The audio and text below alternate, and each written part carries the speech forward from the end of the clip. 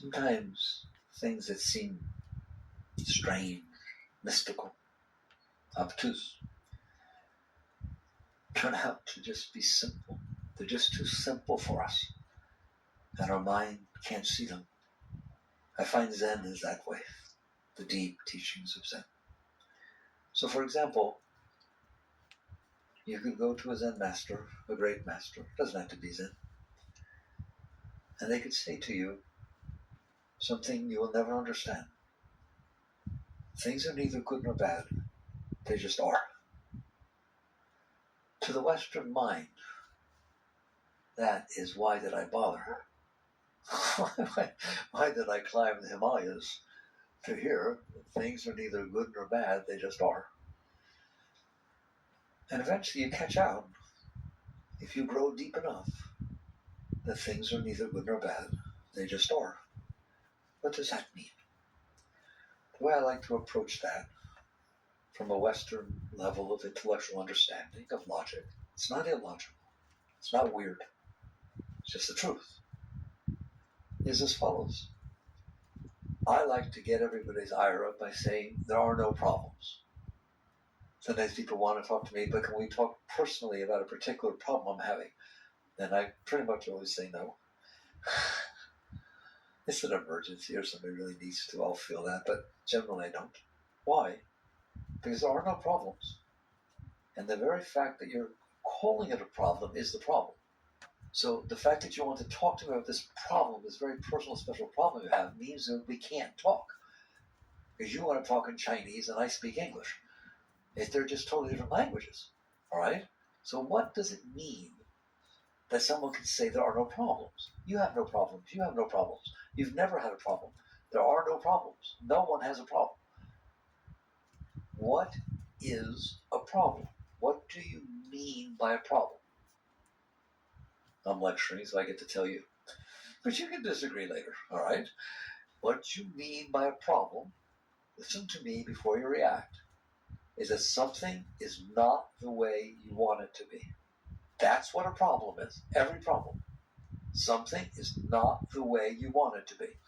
And we can prove it very simply, right? What if it is the way you want it to be? Then is it a problem? What if you couldn't care less how it is? You're completely indifferent about it. Then is it a problem? Okay, there's only three things it can be. It's not the way you want it to be, you couldn't care less, or it is the way you want it to be.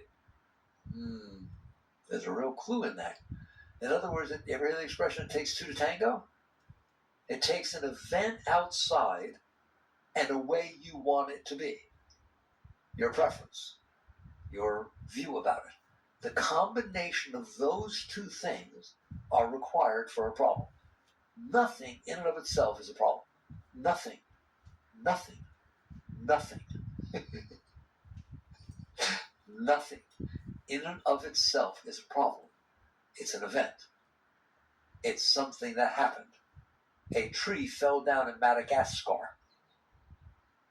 And nobody announced it to anybody. Nobody even noticed. Is it a problem? No. To anybody? No. A tree fell down in Madagascar on top of somebody's house. You don't know them. Nobody told you about it. Is it a problem? To them. A tree fell down on top of somebody's house in the midst of the most ugly War of the Joneses, whatever it was called, divorce. All right? And she was going to end up with the house, or he was going to end up with the house, and you hated it, and the judges did the ruling, and that night after the ruling, the tree fell down and crushed the house. Didn't kill the person, just crushed the house. Is that a problem? Not to you. It's a miracle. It's a miracle that after all this, that could happen the night of the divorce. You decide what it is. I'm going to go very slow tonight. I don't normally go slow.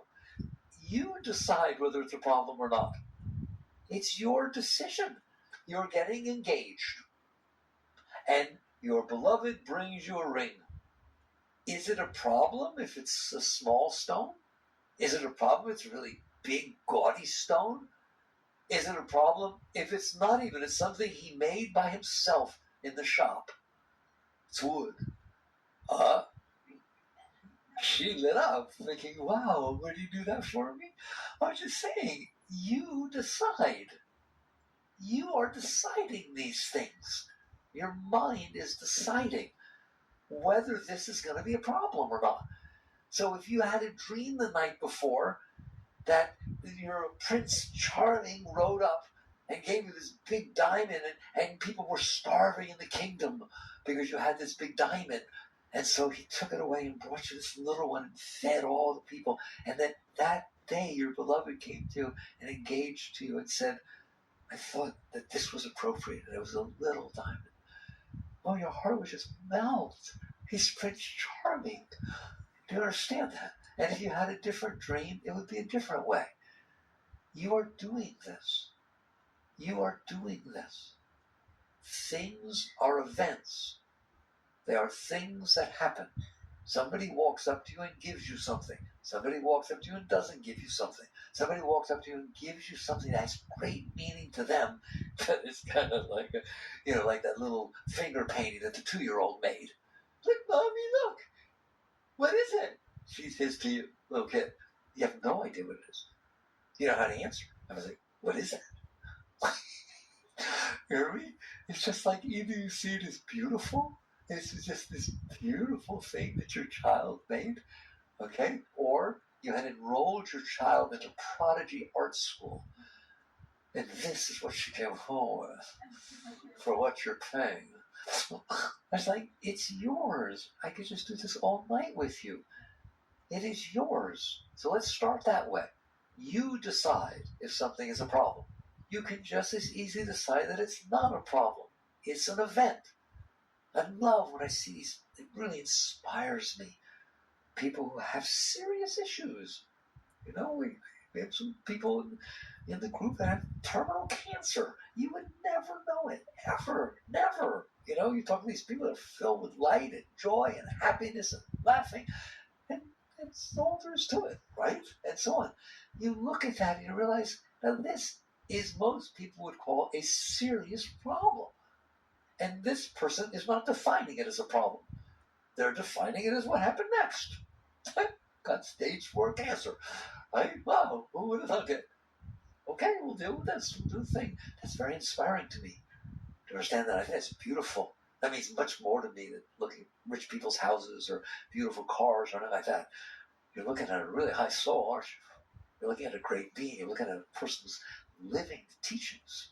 So even these terrible things, that's what you want to say to me. What about terrible things? What if your house burns down? What if your child dies? What if you get terminal cancer? Okay? Nobody's saying you laugh. Nobody's saying you're giddy. Nobody's saying it's fun like that, right? It's just not a problem. It is the next thing you get to interact with in your dance with life. Life is unfolding. It has always unfolded. It unfolds everywhere. Always remember what is happening to you at this moment that looks so traumatic. How many other things are happening in the universe at the same moment? 100 billion zillion? Wherever you're standing, I always wonder whether I can communicate this to you. This is how I see the universe. Wherever I'm standing, I happen to see what's going on there. If I was standing somewhere else, I would see what's going on there. If I was standing somewhere else, I would see what's going on there. It has nothing to do with me. So if the house that I live in burns down, look at all the houses that didn't burn down. Really? I'll have to go somewhere else. There's nothing. All right? Do I need to deal with it? Of course I need to deal with it. Nobody's saying that you're not dealing with it. The question is, are you defining it as a problem, or are you defining it as the next experience in your life? Someone you love with all your heart dies. Please don't walk around thinking I'm saying you're supposed to be laughing. No, of course you're not doing that. Of course your heart feels heavy.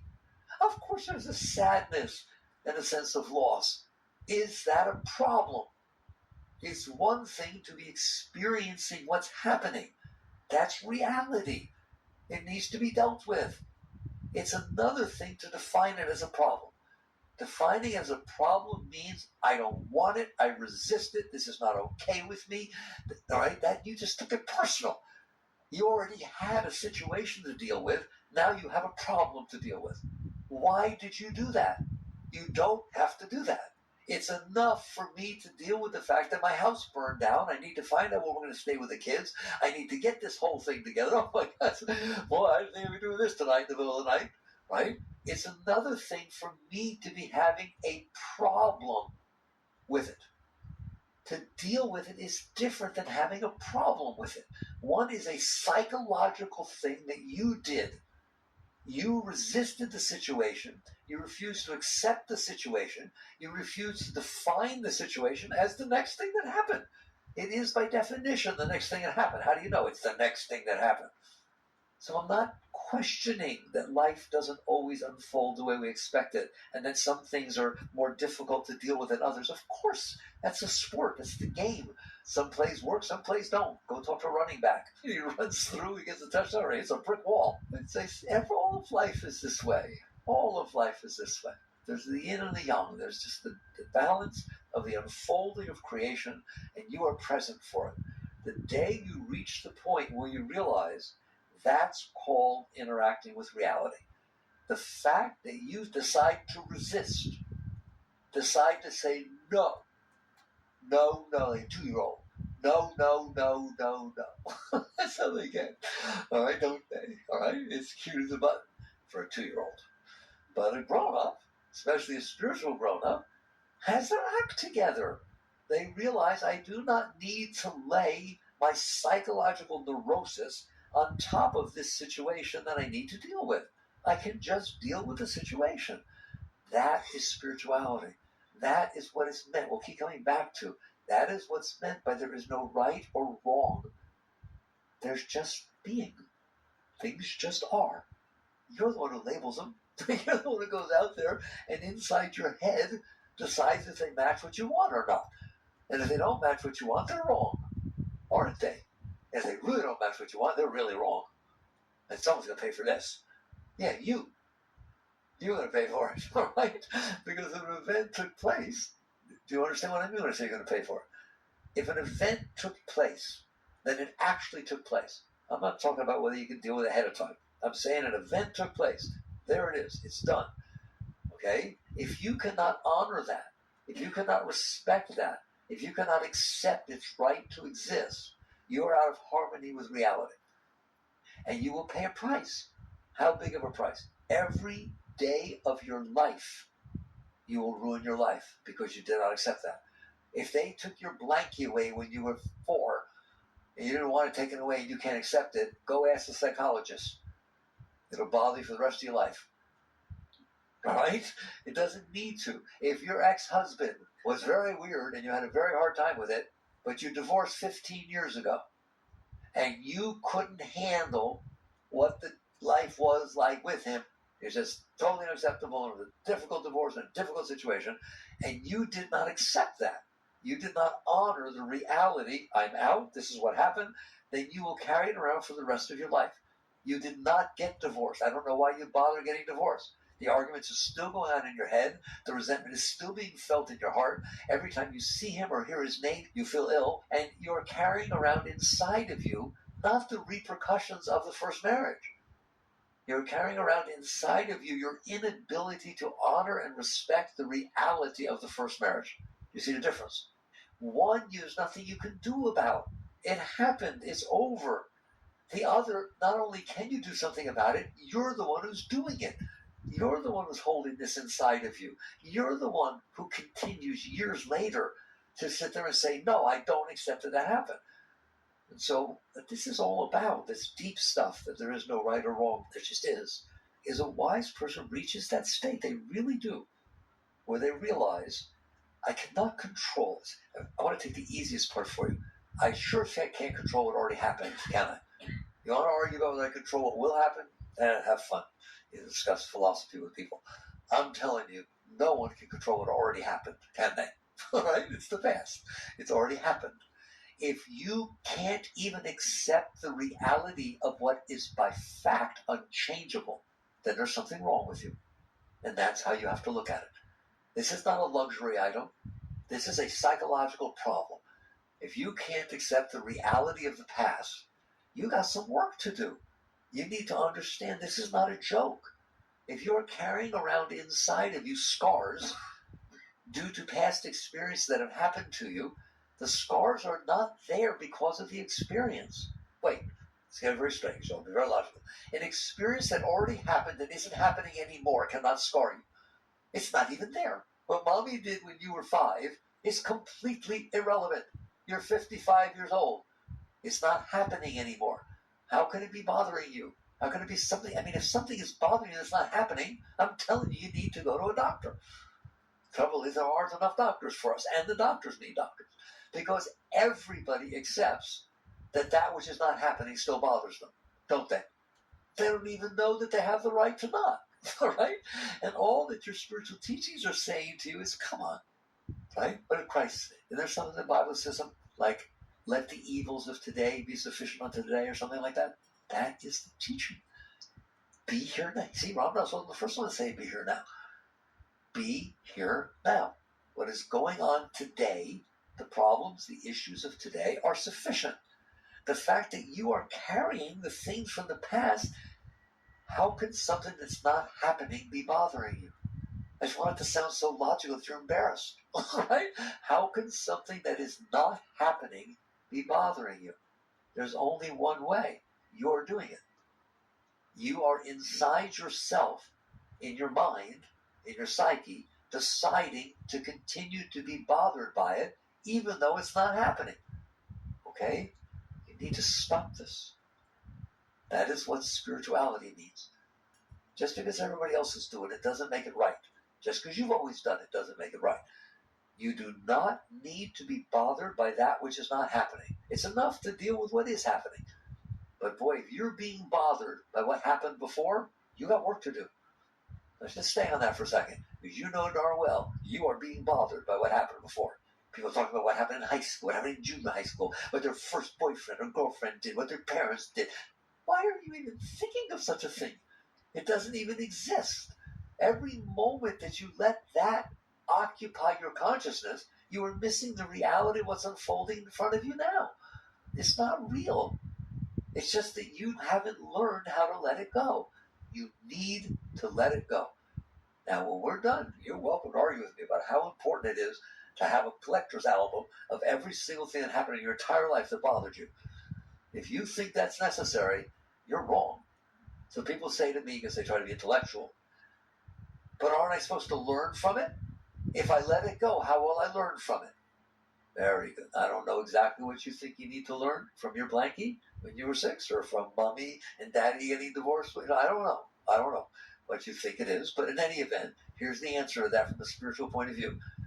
You do not have to hold something in your mind to have been affected by it, to have learned it. In fact, when you hold it in your mind, you limited how much you learned it. It is when it passes through your mind and merges into your being that you learn it. We call it, he knew it by heart. If you play the piano by heart, you can recite it by heart. You don't have to think.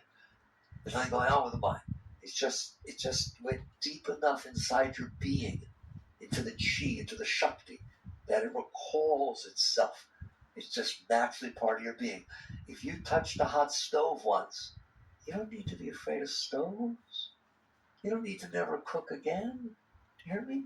Just because you got burned by a stove when you were 8. I'm telling you, you got burned when you were 8. You will know not to touch it again. You learned that. It became, you don't have to think, oh, remember when I was 8 I got burned? I better not touch the stove again. Nobody does that. It is a natural part of your being. Now, maybe when you were 8, you didn't know. When you never experienced it, it's understandable. You don't know. Once you do know, then you know. Knowing is deeper than mind. Mind is memory. That's too slow. You can sit there and remember these things. I'm telling you, when the experience comes all the way through, passes through your senses, and passes past your mind, it merges into your being. This is where a spiritual being lives. Every experience, they feel it come all the way back and then pour into their being like water fall into the ocean. And they never think about it again. But it's there instantly. It's like, it's so intuitive. It becomes intuitive. That's where it's intuitive, not memory, not logic. It's intuitive. I used to, when I would teach, I used to try it or tutor or do something with my friends. It's like I didn't understand. They tried to learn it by memorizing. I never did. I would sit there and get it until it made sense to me, to where it wouldn't matter if I ever remembered anything I read. I could refigure it out by myself. I don't care if it was Freud, I don't care if it was this or that, whatever the heck it was. You just imbibe it until it becomes part of your being. Then there's nothing to learn, there's nothing to know, there's nothing to study. You invented it. You can invent it just like they did. That's what it means to let something all the way in. But we don't do that. We hold it at the psychological level, and then it becomes a scar. Then it becomes something that actually interferes with your ability. So right now, you didn't do well in algebra, but you were good with some other stuff. But you remember the quadratic equation was a big problem to you. So now you're sitting there doing something 30 years later, and somebody says, I really think that algebra could do this. You get weird. You start closing down, I don't know how to do that. Even 50 years later, right? That didn't help you. That left a scar inside of you. So what it is that you learned with your mind, I'm telling you, is a problem.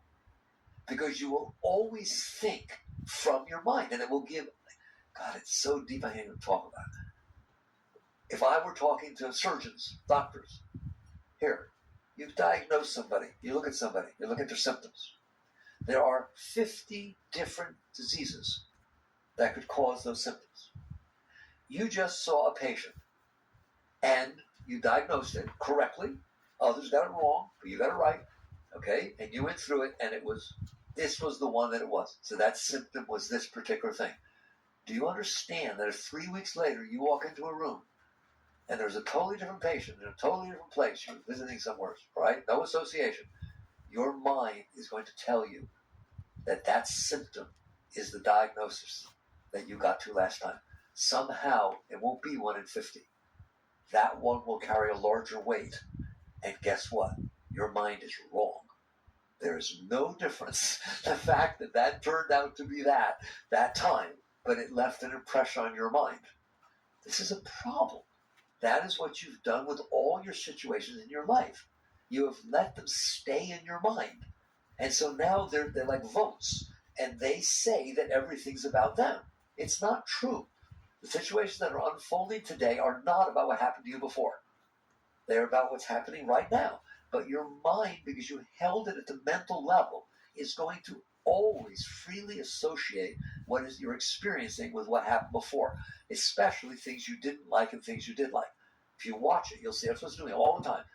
It's just, I like that. It reminds me of my sister. It's not your sister. It's so stupid. Oh, I don't like that. The last Paul I went out with, oh God, was he a loser? I don't want to go out. Oh, you just missed your soulmate. But I'm telling you, you're going to do it. That's what the mind does. And so you get to the point where you understand. I'm just taking the past now as we take this. Things are neither good nor bad, they just are. You need to not do this with your past. You need to see it's serious about this. It's nice talk, but this is serious. You need to be done with your past. You need to be done with your past. If you want to have a beautiful life, if you want to experience the flowers, if you want to experience the birds, if you want to experience people, if you want to experience giving of yourself, if you want to experience life, you can't have anything about your personal past going on inside of you, because it's going to steal your consciousness. Does anybody notice that? Everything will start to look like it's associated with that. You'll be driving down the road. I know you never do this. You'll be driving down the road, instead of looking at the trees and the flowers and different things, you'll be thinking about what happened 3 years ago, even though it has nothing to do with what's going on. You'll finish conversations with your parents who are both dead. I know it's true. It's frighteningly true. You are missing your life by allowing your consciousness to participate in the neurosis of your past. And the craziness of the fact that you let stuff build up in your mind instead of pass through into your being.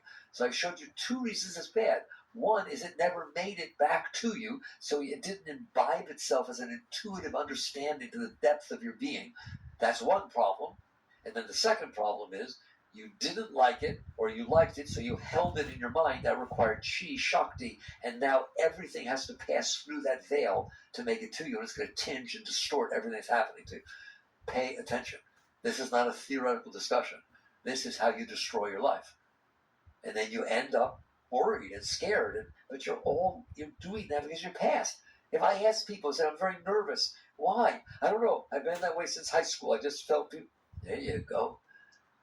There you go. I was okay till high school. Then I just started feeling judged. And what are you doing? You're 52 years old. What are you doing? Being affected by something that happened when you were 16 or 17. But doesn't it sound stupid? I want it to sound stupid. I swear to God. We can talk about how to stop doing it, but you're never going to stop doing it when you think it's logical to do it. But the minute you realize, this is stupid. Why am I smoking? Why am I getting lung cancer? It just doesn't make any sense. And guess what's else stupid? To eat candy for breakfast, lunch, and dinner. Okay? It's stupid. It's not healthy. It's not good for you. It's not going to do anything any good. All right?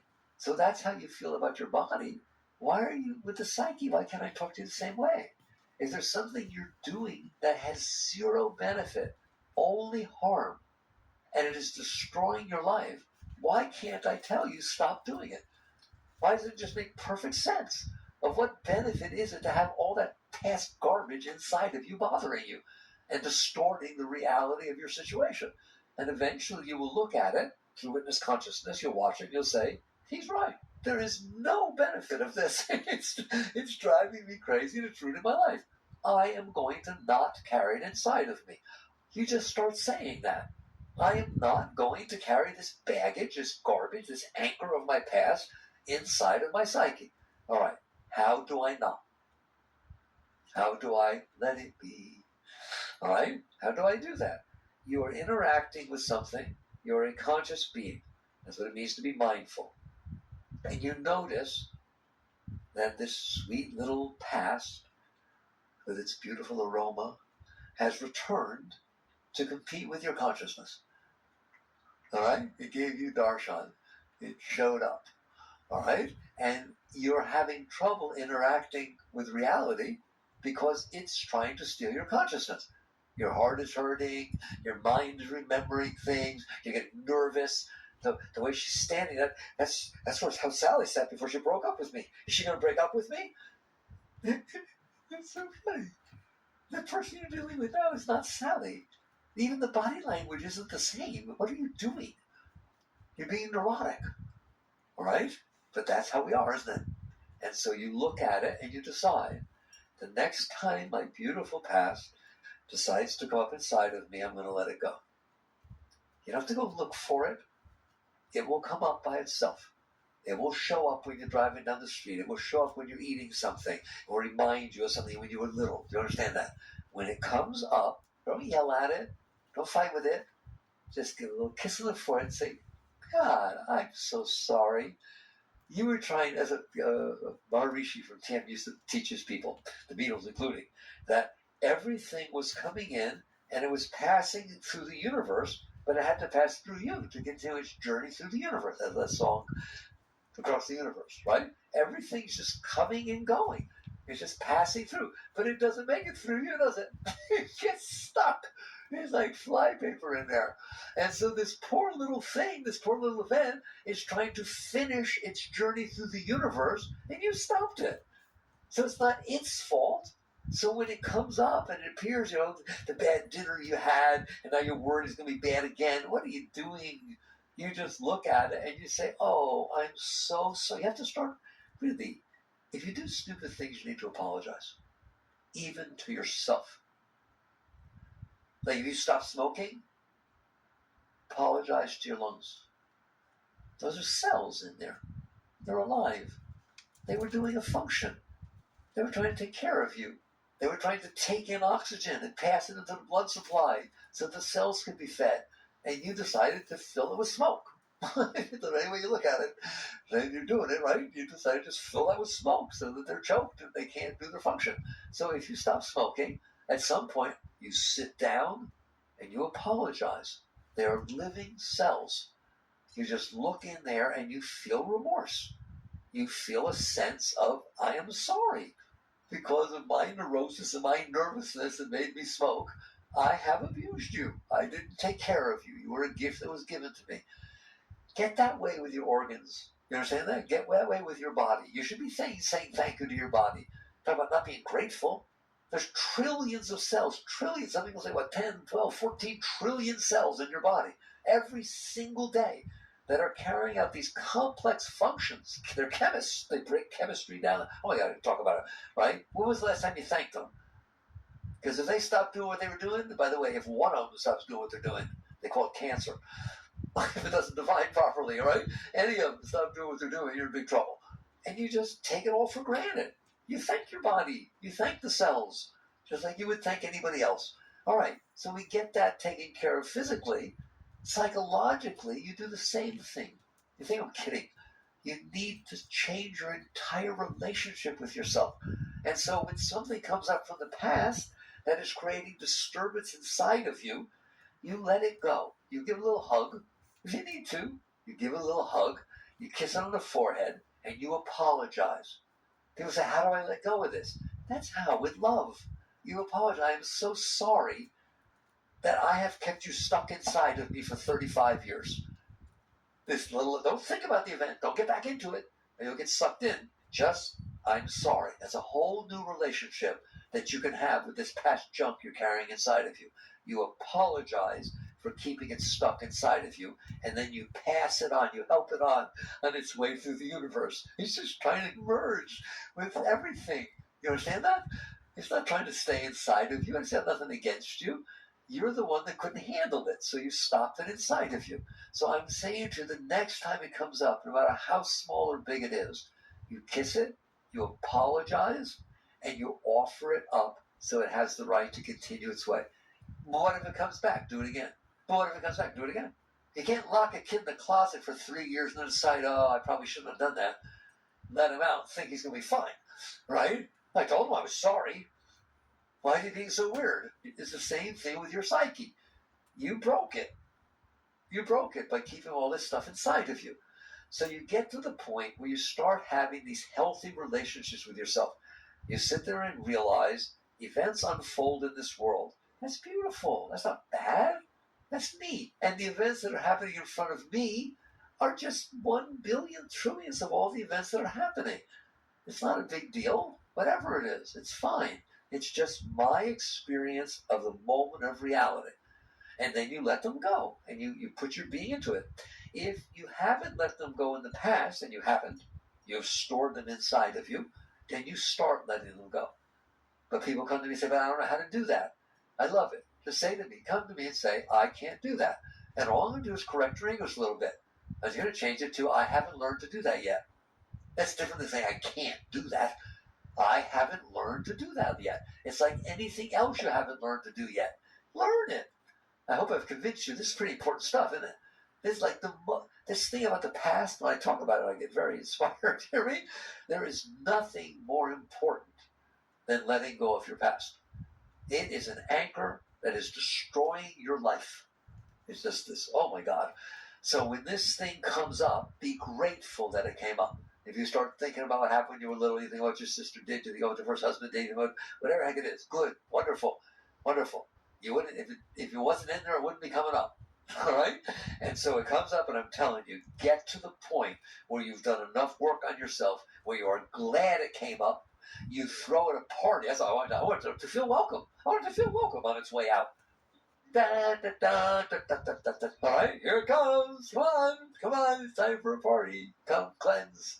And you kiss it on the forehead and you apologize. I'm so sorry. I'm sorry I kept you in the dark down there in that hole called the subconscious. Like a dungeon, I kept you locked down there. I didn't even let you come up and say hello to me. I don't have nothing to do with you. I just kept shoving you back down every time. Shut up. Hear me? I just don't. Come on. And so you decide to change your entire relationship with that. And I'm telling you, if you did nothing in your spiritual practice, but what I'm talking about with the path, you would reach the highest state that could possibly exist with your past, right? If you stop carrying your past inside of you, I'm telling you, that's like 80% of what's going on in there.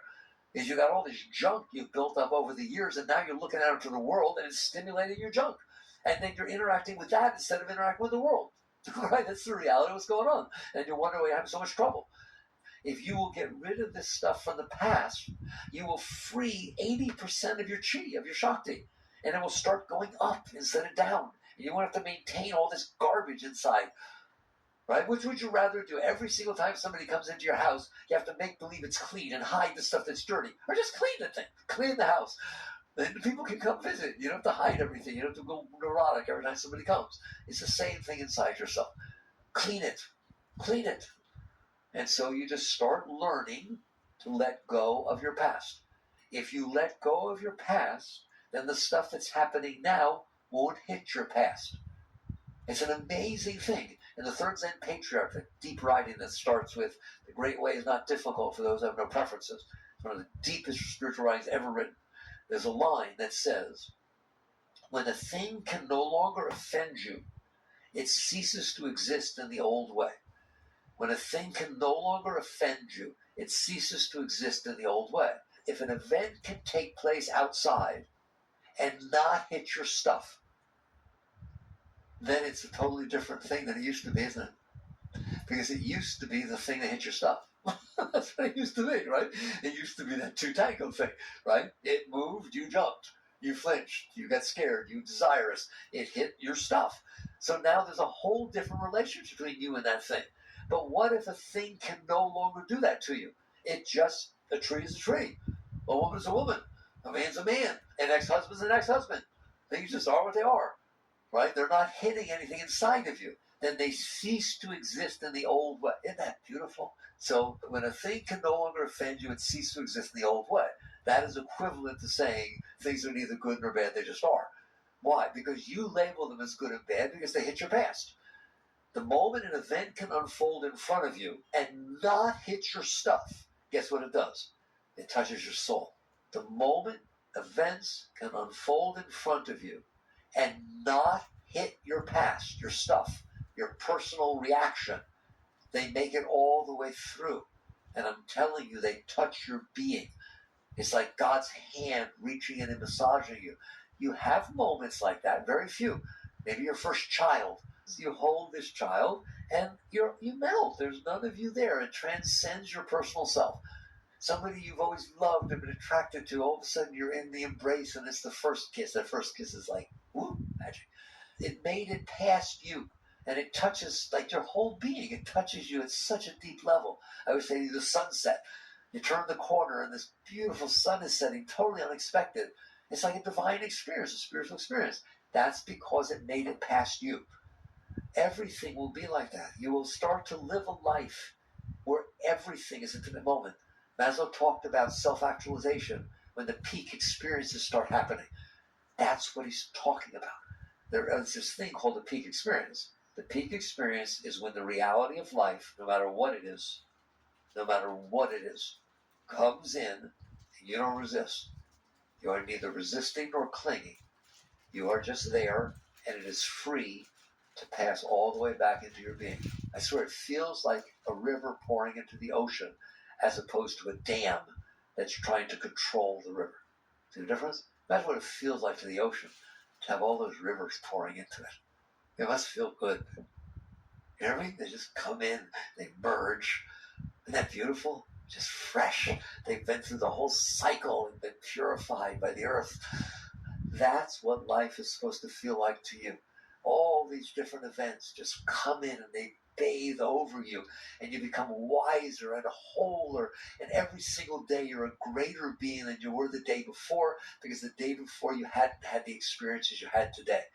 Man, that's the bottom line, isn't it? Okay? Every day you are a greater being. Every single day you are a greater being than you were the day before, because you experienced what happened today.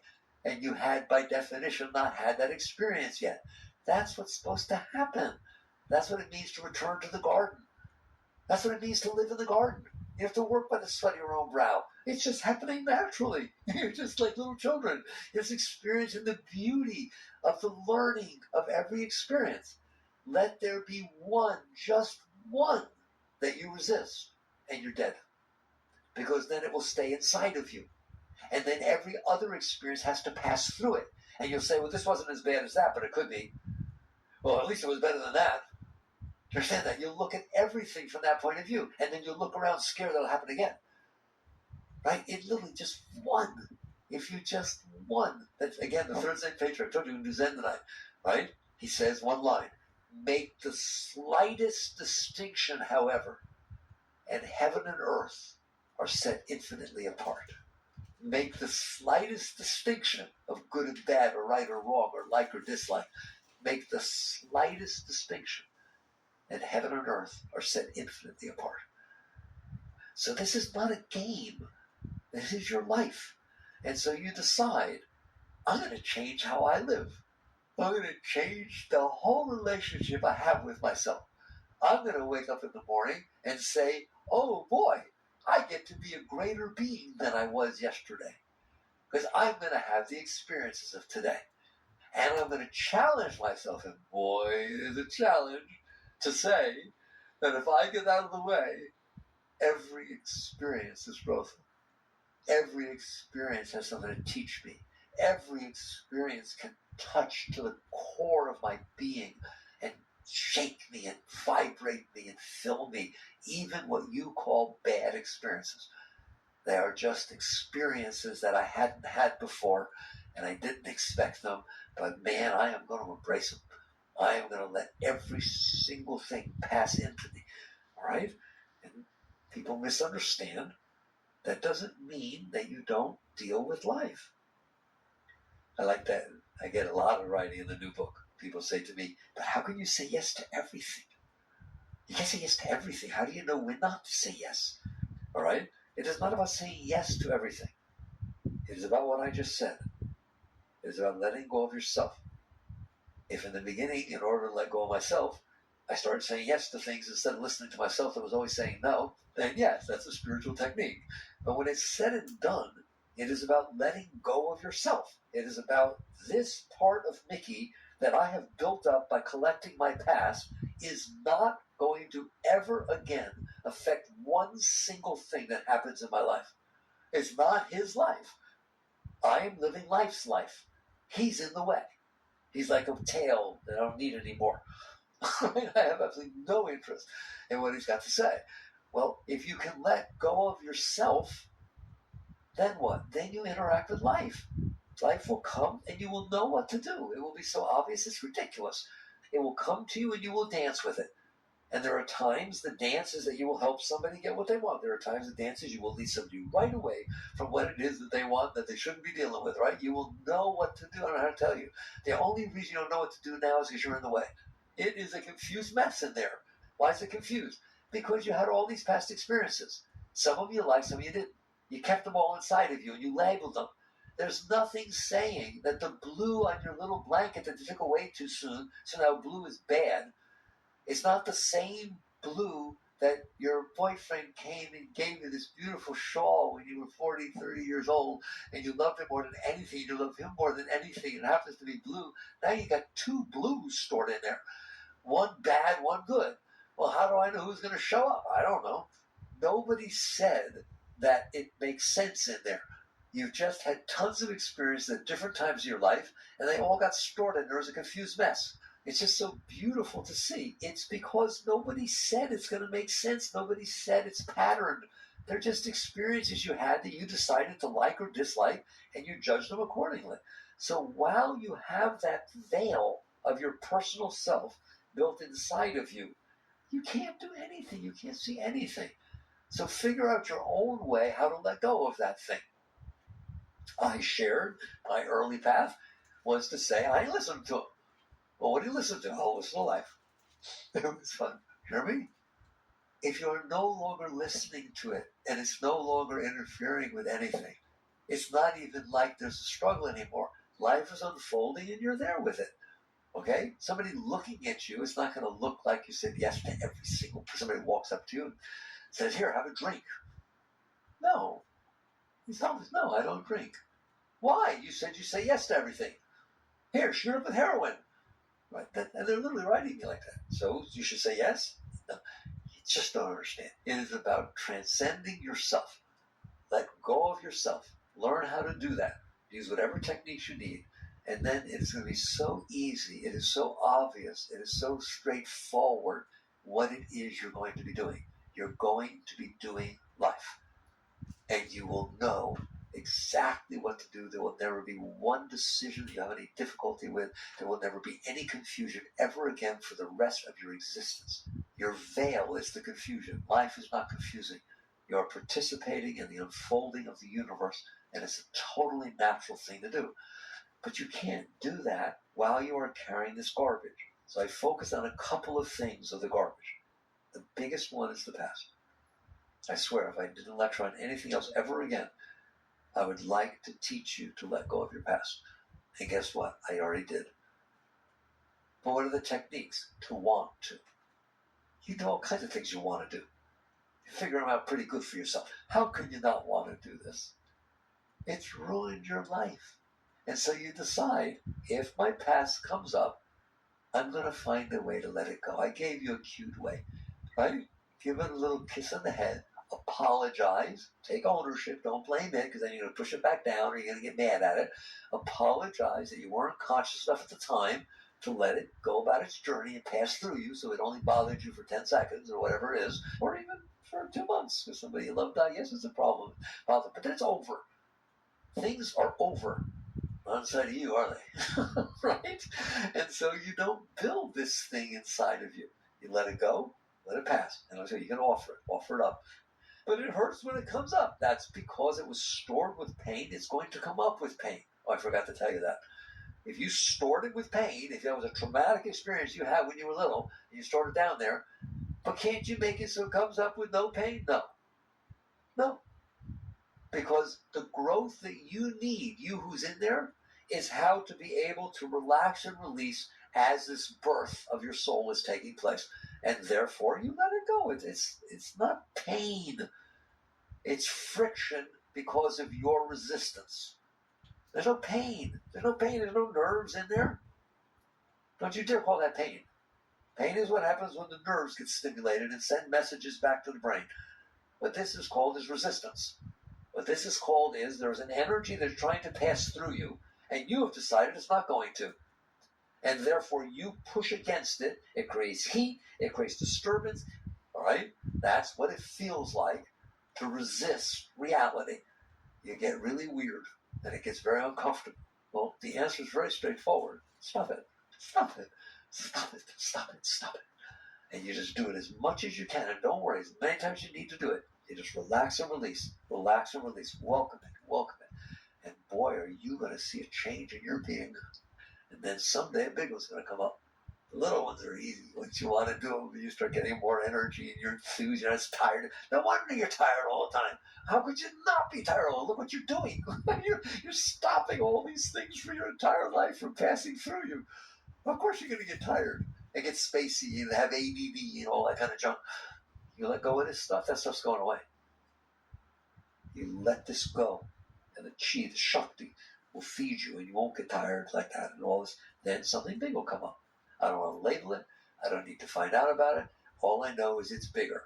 How do you know? How do you know? It starts to feel foundational. That's the word I use. It's structural. It's always been there. You've never, ever lived where it wasn't there. It was what was underneath everything. It built your entire personality. Anybody know anything about that? It's a foundational, structural part of your psyche. The point is, you don't want that in you. Don't start telling me, oh, then that's who I am. I'm this. No. That's not who you are. You are the self who is noticing that there is this thing inside of you. You do not want to identify with it. You do not want to define it as okay. You want to sit there and say, this is going to be fun. What's it going to be like to pass kidney stones when I ain't past that? What's it going to be like to pass that? Don't worry about it. None of your business. All you have to do is be willing. That's all you have to do.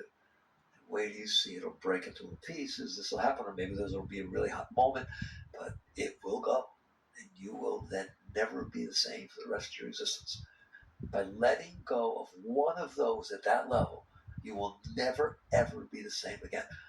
All right? It just released a whole foundational level of Shakti, of energy, that then finds its way and rearranges your entire chakra system, your entire energy system. Right? And literally, you were there and you were a little bit heavy, and then all of a sudden, once this thing passes, there's literally fountains of Shakti pouring out your Sahasrara and your Ajna chakra. You didn't do a single thing.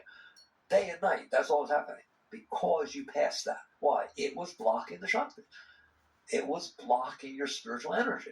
So this willingness to let these things go, this is not a minor talk. This is your life. It's the entire purpose of your life. Once you do this, as the third Zen patriarch said, you will look out on the world, and guess what you'll see? Not me. Now when you look out on the world, you see you. You understand that? Because it hits your stuff. When you let go of enough of this stuff, all of a sudden the world is totally different. It's this dance. It's this beautiful, oh my God, it's art. It's just unfolding. The days are bringing surprises and different things are happening. Up, down, left, right, cold, hot. Oh my God, there's so many yin yang. That's what they talk about with yin yang. It's just coming and going and passing, and you start enjoying it. Even the hard things. They're like, oh, we're going to do that today. And you don't have a problem with it. You deal with it. There's a difference between having a problem with it and dealing with it. I taught that to you, didn't I? All right? And the next thing you know, there's no good and bad. There's no right and wrong. Not meaning you go out and do wrong things, but it's not like this shouldn't happen and it should. That's what it means when it says there's no right or wrong. It doesn't mean you become immoral. It has nothing to do with what you're doing, because you wouldn't do anything anymore, right? It just means you're not looking outside saying you're right and you're wrong. Okay? You're just looking outside and seeing what's there. So you transcend that.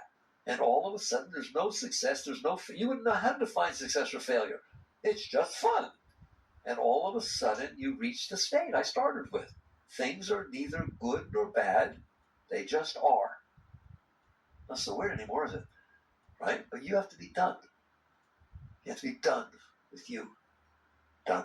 So that needs to be done. There's no more personal stuff in there. Or at least you're not paying attention to the personal stuff. You're not hanging out with it. There'll always be something. But it hits it, you let it go. Be grateful. All right? It's just an opportunity to get closer to God. It's an opportunity to let go once again.